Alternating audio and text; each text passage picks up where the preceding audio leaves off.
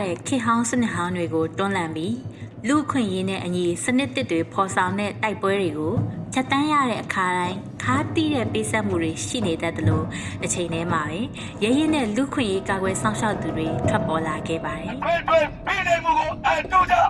ဘောရသူကိုထောက်ပေါ်ပေးတဲ့စာသားတွေနိုင်ငံလုံးအတိုင်းအတာနဲ့လောက်ရှားတဲ့လူထုလောက်ရှားမှုဖြစ်နေဆိုတာဒီနေရာမှာဘိုးစောကျွန်တော်ပြောကြားလိုပါတယ်ခင်ဗျာ။လူခွင့်ရေးကာကွယ်ဆောင်ရှောက်သူတွေရဲ့ကောင်းတွေရဲ့အရေးပါတဲ့အခမ်းကဏ္ဍကို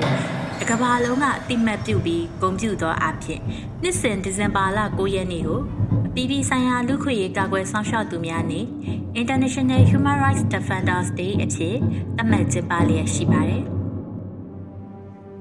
ဒီလိုကျင်းပပြုလုပ်ရတဲ့ရည်ရွယ်ချက်ကတော့လူခွင့်ရေးကိုငြိမ်းချမ်းစွာကာကွယ်ဆောင်ရှောက်တဲ့တဦးတစ်ယောက်ချင်းအဖွဲ့အစည်းတွေနဲ့အရက်ဖက်လူမှုအဖွဲ့အစည်းတွေကိုကာကွယ်ဆောင်ရှောက်ဖို့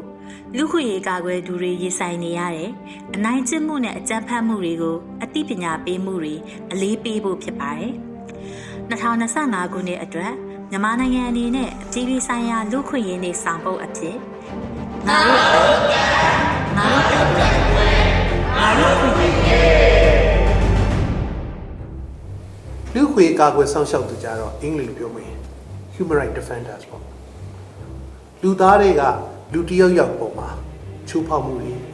မတရားမှုတွေအကြမ်းဖက်မှုတွေလှုပ်ဆောင်နေဆိုရင်ဒါလူသားမျိုးနွယ်တစ်ခုလုံးထိခိုက်တာဖြစ်တဲ့အတွက်ရေရဲဝံ့ဝံ့ရက်တည်နိုင်တဲ့စိတ်ထားမျိုးစုပ်တာကိုနဲ့မတူဘာသာလူမျိုးအသားအရောင်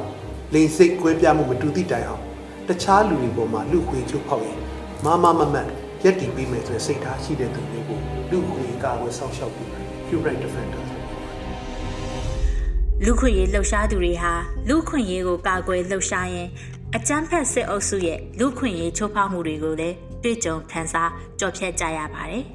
။အမျိုးသားညီညွတ်ရေးအစိုးရလူခွင့်ရေးဆိုင်ရာဝန်ကြီးဌာနရဲ့ကတာမျိုးကလူခွင့်ရေးရာတာဝန်ခံဂျိုးဂျာကတော့သူကြုံတွေ့ရတာတွေကိုအခုလိုပြောပြပါတယ်။လူခွင့်ရေးတာဝန်ခံတယောက်အနေနဲ့စကားစားရဲ့ပထမဆုံးတိုက်ခိုက်ခံတော့ကျွန်တော်ရဲ့ email internet account တွေနဲ့ bank account တွေဖြစ်ပါတယ်။ဒုတိယအနေနဲ့ကျွန်တော်ခီးသွားလာတဲ့အခါမှာကျွန်တော်သွားလာလို့မရအောင်ကျွန်တော်ရဲ့ပုံတွေကိုပို့ထားခြင်းအပြင်သူတို့တိုက်ခိုက်ပါတယ်။တတိယအနေနဲ့တော့ကျွန်တော်နေတဲ့ကျွန်တော်ရဲ့အိမ်ကိုမိရှုဖြက်စီးသွားခြင်းဖြစ်သူတို့တိုက်ခိုက်တာတွေ့တာပါ။စိန်ခေါ်မှုလို့ပြောလိုက်ပြီဆိုတာနဲ့လက်နက်ကင်ပေါင်းစုံတော်ထဲမှာလူခွင့်ရေးလှုပ်ရှားရတယ်ဆိုတာပြောမပြတာအောင်စိန်ခေါ်မှုတွေချိန်ချောက်မှုတွေရှိပါတယ်။ဒုတိယချက်အနေနဲ့ဖုန်းလိုင်းတွေ internet line တွေဖြတ်တောက်ခြင်းခံရတာဖော်မပြနိုင်တဲ့အကြီးကျယ်စိန်ခေါ်မှုဖြစ်ပါတယ်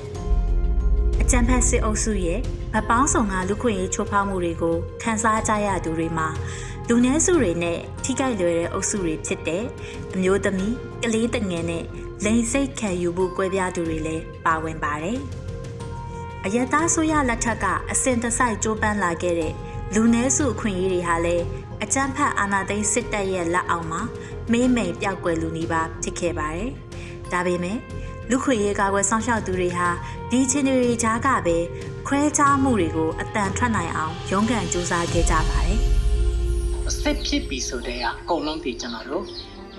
ကိုယ့်ရဲ့တက်ကိုယ်တည်းမှာပဲချိန်ပေးရမယ်မှမသိတော့တဲ့နေသားတွေဖြစ်ကုန်ပြီဆိုတော့ကျွန်တော်ကြံတဲ့ခွင့်ရည်ဒီဆိုတာလည်းအကုန်လုံးလူခွင့်ရည်နဲ့တပါတဲ့အကုန်လုံးပါသွားပြီးသားအခြေအနေဖြစ်တာပေါ့နော်။ဒါပေမဲ့ကျွန်တော်တို့ဒီလိုမျိုးသောအာဏာသိမ်းမှုတွေကြောင့်တော်လှန်ရေးလုပ်ကြတဲ့ဒီပြိုင်တဲ့အင်အားပြိုင်ကြတဲ့သူတွေရဲ့ကြားထဲမှာတော့ကျွန်တော်ရှိရဂျန်ဒါခွင့်ရေးတွေလုပ်ခဲ့ကြတဲ့ကိစ္စရပ်တွေကတော့ပျောက်ကွယ်သွားတာမဟုတ်ပါဘူး။ဒီကတော့ကျွန်တော်တို့မျိုးသားတွေပဲဖြစ်ဖြစ်မျိုးသမီးတွေပဲဖြစ်ဖြစ်ကျွန်တော်တို့ဂျန်တဲ့အုပ်စုဝင်တွေဘယ်သူမျိုးမဆိုဒီတော်လှန်ရေးကြီးမှာအင်တိုက်အားတိုက်ကိုယုံကြည်ရဘက်ကနေပြီးတော့ပူပေါင်းပါဝင်လာကြတယ်ဆိုတဲ့ကိစ္စရပ်ကတော့ဒါလေးတွေကျွန်တော်တို့ထင်တာမြင်တာရ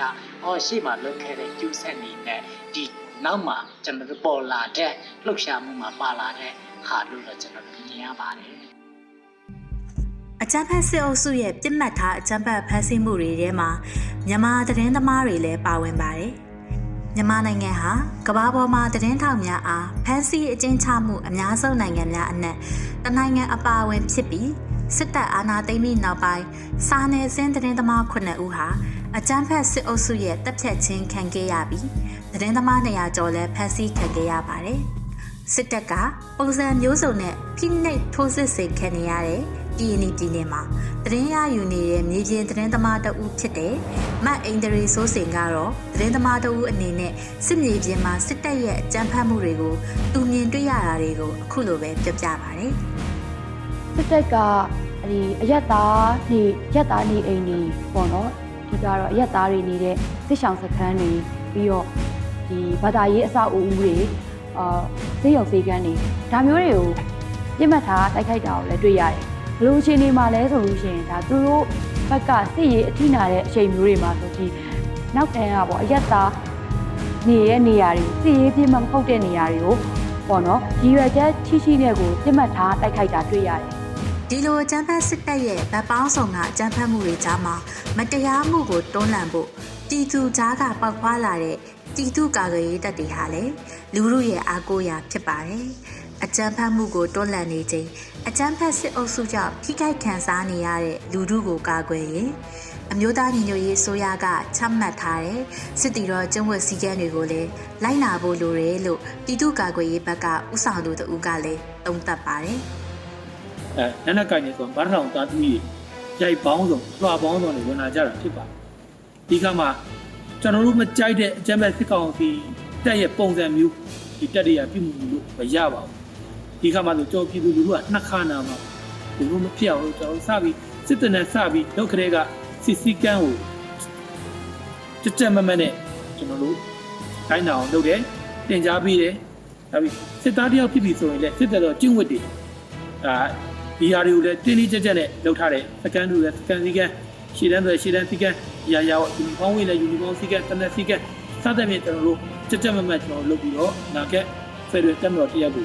ဒီဆောက်ရရှိပါတယ်ဒါကတော့အကြမ်းဖက်စစ်ကောင်စီကျူးလွန်နေတဲ့စစ်ရာဇဝတ်မှုကျွန်တော်တို့ကတင်ခန်းလာယူပြီးတော့ကျွန်တော်လက်ထက်မှာဒီဆောက်တဲ့တက်မတော်က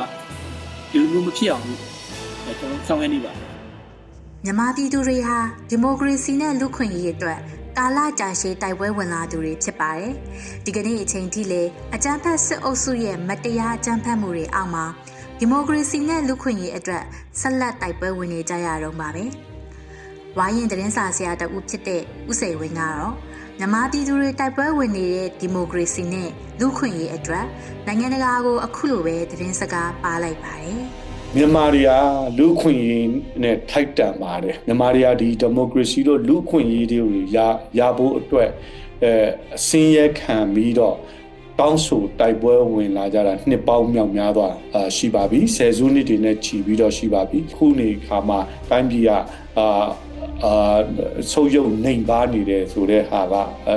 ဒီစစ်အာဏာသိမ်းမှုစစ်စနစ်ကနေပြီးတော့လွှမ်းမိုးလာမှုဖြစ်တာပါဒီမြန်မာပြည်သူတွေ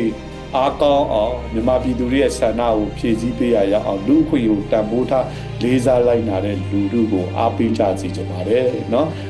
ဒီမြန်မာပြည်ရဲ့ပြည်ပခါကိုကြည့်တဲ့အခါမှာဒီနိုင်ငံကြီးကတော့ပြည်ပခါတွေပဲကြာနေတာပဲဆိုတဲ့စိတ်ပြက်တာမျိုးမဖြစ်ဘဲနဲ့